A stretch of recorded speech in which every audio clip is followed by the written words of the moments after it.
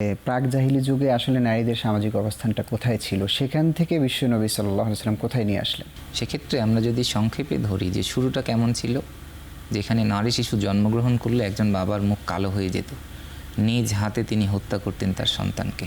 নারীদেরকে পণ্যের মতো বেচাকেনা করা যেত। একসাথে মা এবং মেয়ে দুইজনকেই কেউ বিয়ে করত। কত বর্বর নির্যাতন সেই সময়। সেখান থেকে ইসলাম নিয়ে আসলেন কোথায়?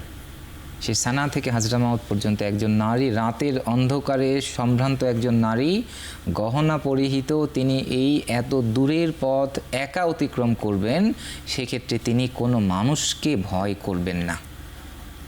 এই চিত্রটি চিন্তা করা যায় না যে যেই সময় নারীদেরকে এইরকমভাবে পণ্যের মতো করে কেনাবেচা করা হতো, হত্যা করা হতো, সেখান থেকে তার নিরাপত্তা, তার সম্মান কোথায় দেয়া হলো? যার রাতের বেলা 100 কিলোমিটার পার হয়ে যাওয়ার জন্যে তিনি কোনো মানুষকে ভয় করবেন না। তাহলে মাঝখানের কথা আর বলার প্রয়োজন হয়? এটি আমাদের প্রিয় নবী স্ট্যাবলিশ করে দেখিয়ে গিয়েছেন। এটি শুধুমাত্র কল্পনা না, এই ইতিহাস, এই অতীত আমাদের ছিল, এবং এই ইতিহাস অতীত শুধু 2-4-5 বছরের না, আমাদের হাজার বছরের ইতিহাস, যে আমাদের রাষ্ট্র ব্যবস্থায় আমাদের নারীরা কতটা নিরাপদ, কতটা সম্মানের মধ্যে ছিল।